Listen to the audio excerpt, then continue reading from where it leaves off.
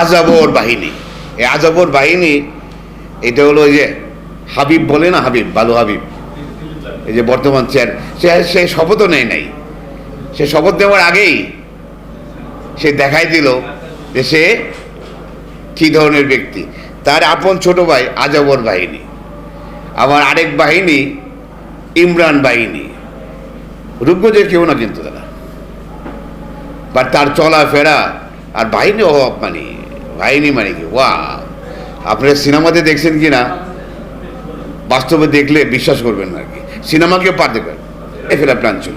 এটা বিধে রূপগঞ্জে নাম করা বাহিনী সব জড়িত।